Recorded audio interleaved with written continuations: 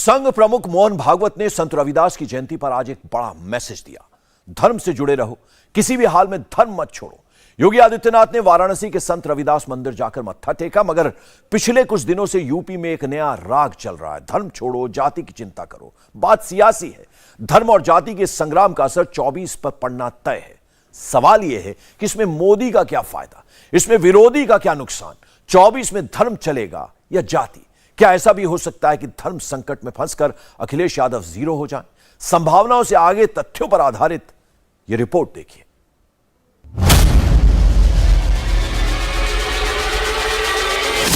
चौबीस का चुनाव इस वक्त एक चक्रव्यूह की तरह है।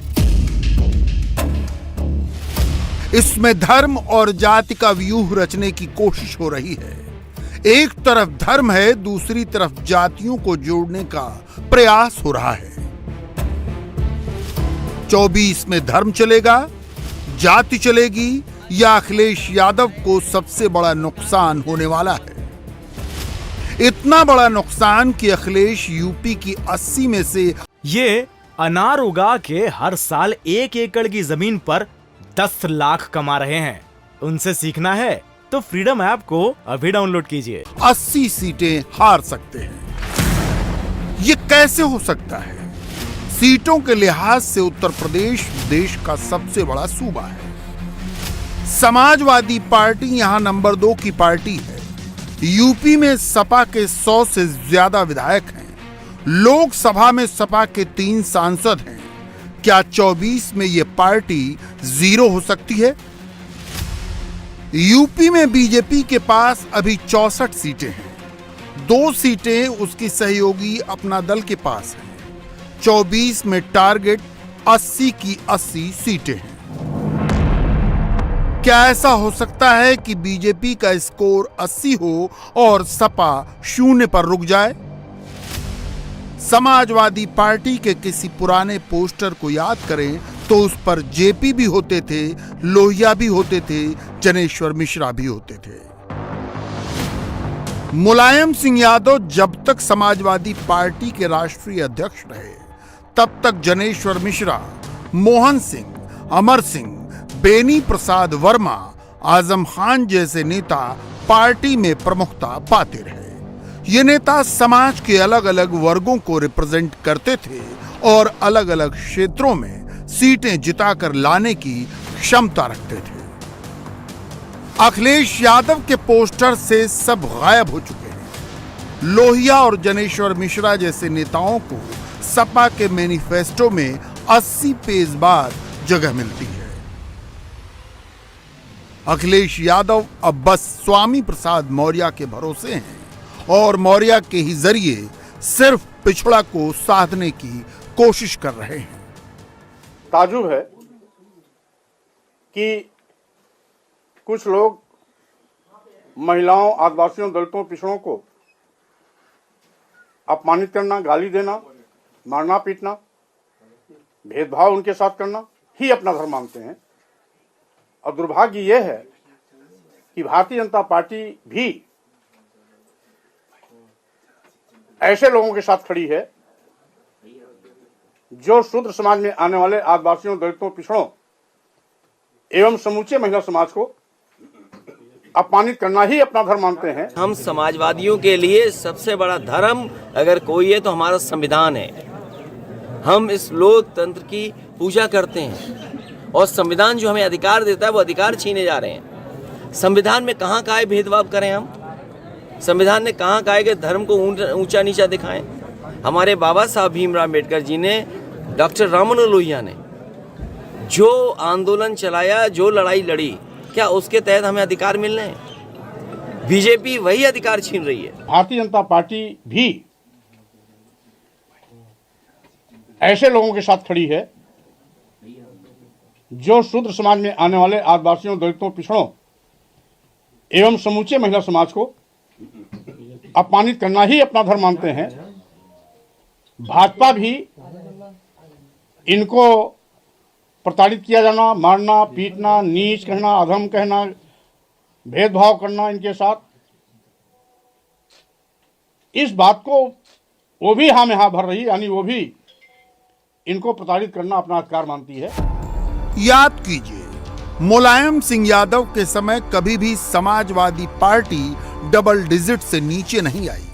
अखिलेश यादव के समय समाजवादी पार्टी सिंगल डिजिट से ऊपर नहीं जा रही। यूपी की 80 सीटों में से कम 10 सीटें ब्राह्मण बहुल हैं। 8 सीटों पर ठाकुर वोटर्स की तादाद ज्यादा है। 6 सीटों पर भूमिहार वोटर्स का बोलबाला है। कम से कम 10 सीटों पर यादव वोटर जीत और हार तय करते हैं। 13 सीटों पर मुस्लिम वोटर की चलती है। यूपी में लोकसभा की 17 सीटें एससी यानी सुरक्षित सीटें हैं। बाकी 16 सीटों पर अन्य पिछड़ी जातियों का बाहुल्य है। मुलायम सिंह यादव की पार्टी ने 19% मुसलमान और 12% यादव वोट का समीकरण बहुत पहले बना लिया था। फिर भी उसमें ब्राह्मणों को जगह मिली, ठाकुर और भूमिहारों को भी टिकट मिले। वो विधायक, सांसद और मंत्री भी बनाए गए। अखिलेश यादव सिर्फ पिछड़ा कर रहे हैं और उनकी पार्टी गर्व से कहो हम शूद्र हैं के पोस्टर लगा रही है। उत्तर प्रदेश में कितने प्रतिशत वोटर पिछड़ा है, इसका ठीक हिसाब किसी के पास नहीं है। यूपी में कभी जातियों की गिनती नहीं हुई, इसके बारे में बस कुछ अनुमान हैं। 80 के दशक में मंडल कमीशन ने पूरे देश में 52% पिछड़ा आबादी के होने का अनुमान लगाया था। यूपी बिहार के पिछड़ा नेता इसे ही आइडियल फिगर मानते हैं। नेशनल सैंपल सर्वे ऑर्गेनाइजेशन ने 41% पिछड़ा आबादी होने का अनुमान लगाया है। अखिलेश यादव यूपी में 52% पिछड़ा आबादी मानकर उसके पीछे पड़े हैं। पिछड़े वोट के लिए अखिलेश ने सारे अपने कार्ड एक ही बक्से में डाल दिए। अंग्रेजी में इसी के लिए कहावत है, all eggs in one basket. Akhilesh Yadav ने उस टोकरी की जिम्मेदारी स्वामी प्रसाद मौर्य को सौंप दी है। क्या गाली देना धर्म है? आपको अगर गाली से नवाजा जाए तो आप मेरी आरती उतारेंगे? इसलिए बकवास धर्म का हिस्सा नहीं, गाली धर्म का हिस्सा नहीं, किसी को अपमान करना धर्म का हिस्सा नहीं। हम सम्मान की बात कर रहे हैं और सम्मान देने के लिए हाय तौबा क्यों? क्या वो इन लोगों पर जुल्म जाति अत्याचार करना, मारना, पीटना, गाली देना, नीच कहना, अधम कहना अपना धर्म मानते हैं क्या? मैं ऐसे ढोंगियों के पास जाने में विश्वास नहीं करता हूँ। जो ढोंगी है, पाखंडी है। अभी कुछ धर्माचार्यों के ढोंग और पाखंड बाहर समझ में आ गए।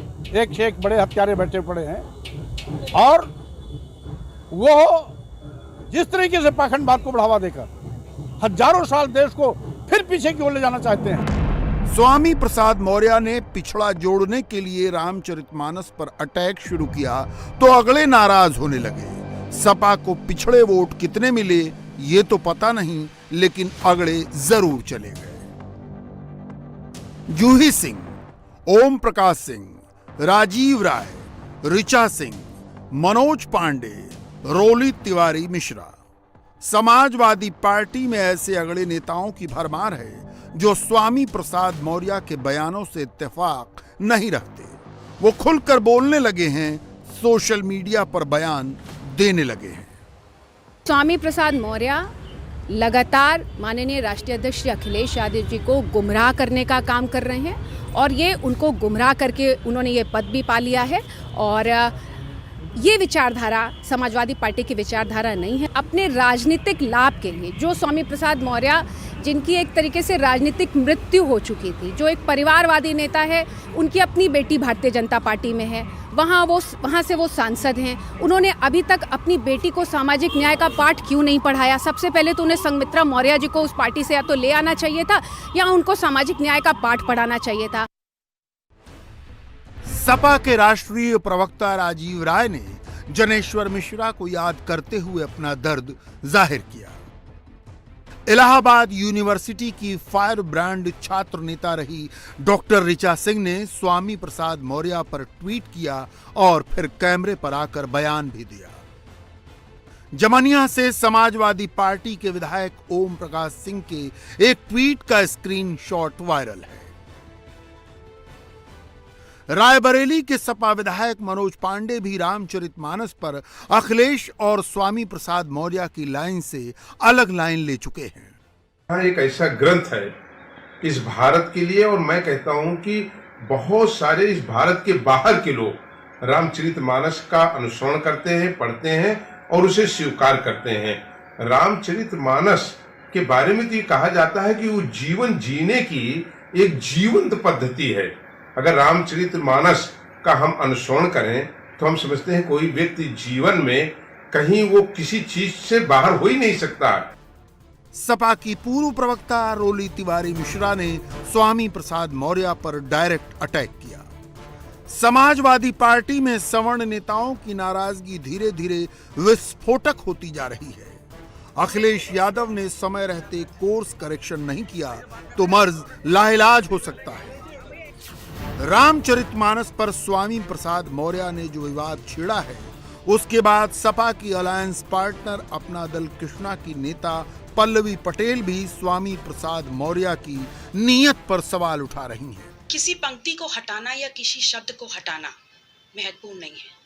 महत्वपूर्ण यह है कि वो शब्द लोगों के अंतर आत्मा में और दिमाग पे छपा हुआ है। तो अगर हमें हटाना है और विरोध करना है तो सबसे पहले अपने आंदोलन को इतना बड़ा करना है कि वो शब्द हमारे दिमाग से हटे। स्वामी प्रसाद मौर्य जी को मैं सिर्फ इतना ही कहना चाहूँगी कि अगर उनको ये बहुत बुरा लगा था कि अखिलेश यादव जी की कुर्सी से उतरने के बाद उस कुर्सी को धोया गया गंगा जल से और उनको गलत लगता है, तो इनका ये विरोध तब आना चाहिए था जब ये हुआ था, और उस वक्त ये विरोध नहीं आया क्योंकि उस वक्त वो भारतीय जनता पार्टी के साथ मंत्री पद पर थे। तो ऐसा नहीं होना चाहिए कि बिगाड़ के डर से आप ईमान की बात ना करें। अगर आपको गलत लगा था तो उसी वक्त आपको विरोध जताते हुए वहां से हट जाना चाहिए।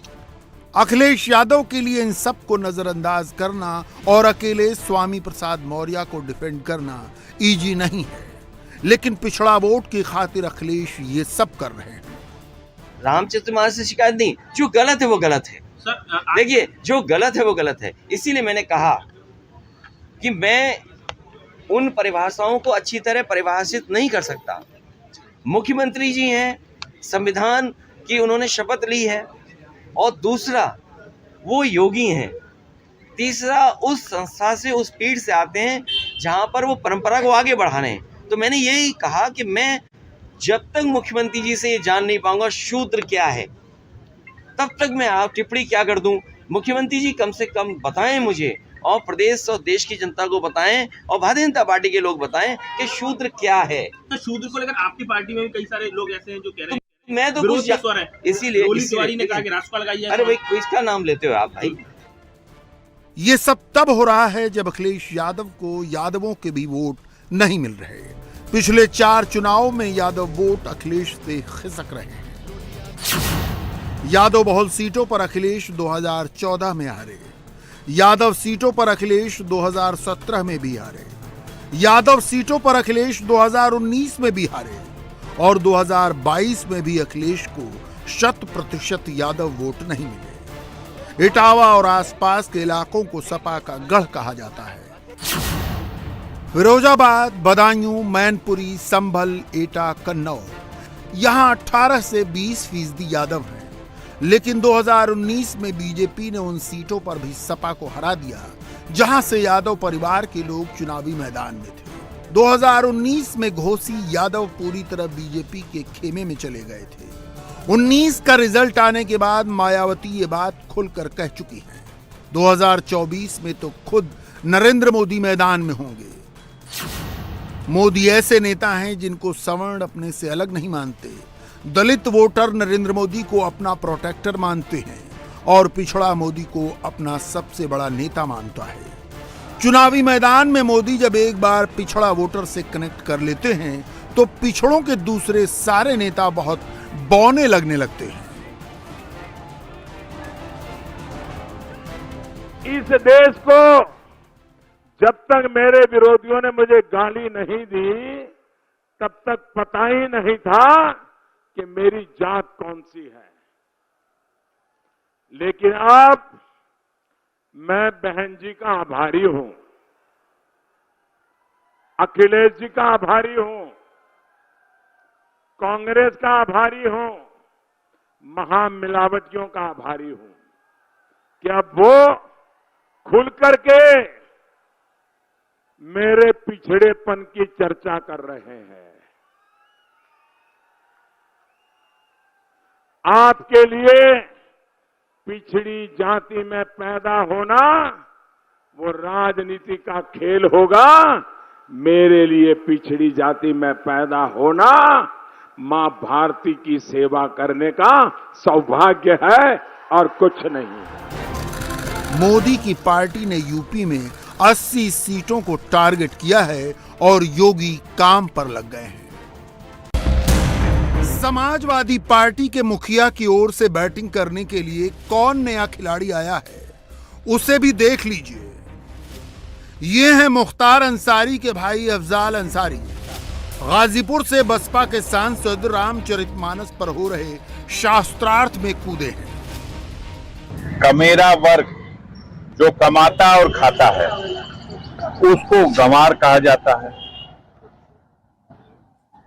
देश की आधी शक्ति जनसंख्या के एतबार से और मातृशक्ति, जिस देश में नारी की पूजा होती है उसे मां के स्वरूप में स्वीकार किया जाता है। उस श्लोक में उस नारी का भी वर्णन है, नारी का भी वर्णन, गंवार का भी वर्णन, शूद्र का भी वर्णन।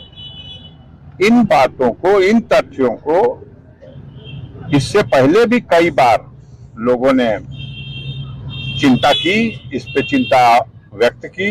आज ये मुद्दा बना हुआ, बनाए लोग, कुछ लोग इस मुद्दे पर मुझे लगता है बीजेपी स्टैंड नहीं कर पाएगी। यूपी की राजनीतिक रणभूमि से 2000 किलोमीटर दूर आपको ले चलते हैं त्रिपुरा।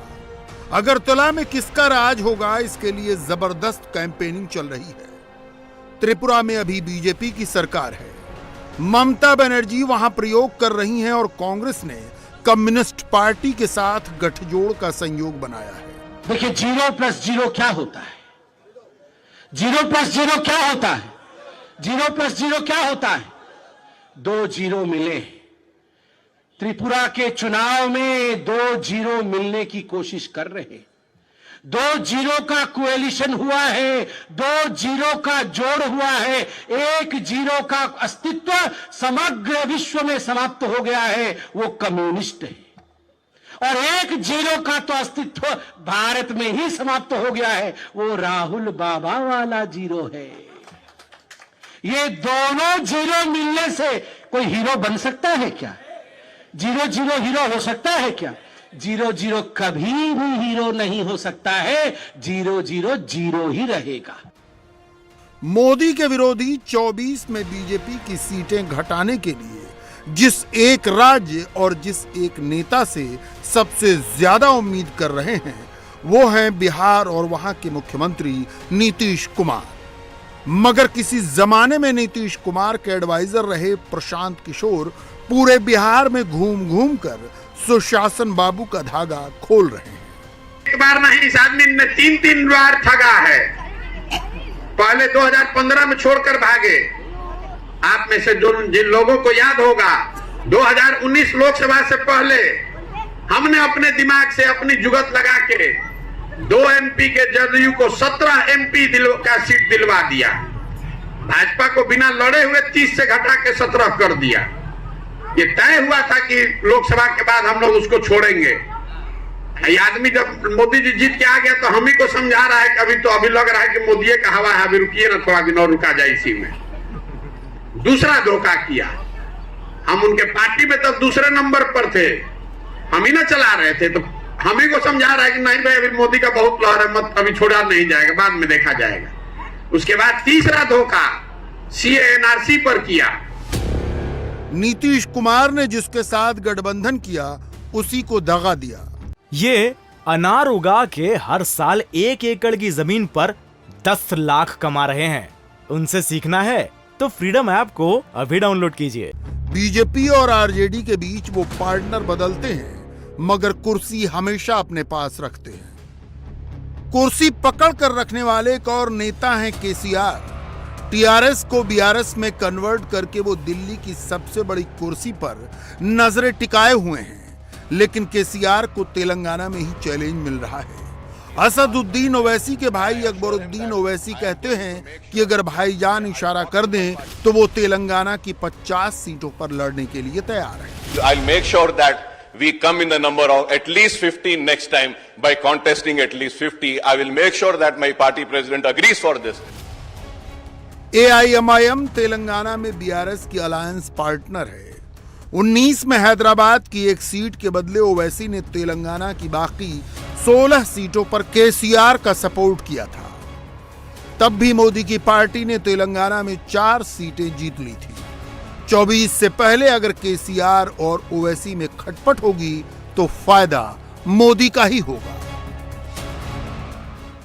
इंडिया टीवी हर वक्त हर जगह डाउनलोड करने के लिए सर्च करें India TV news Google play store या ऐप स्टोर पर।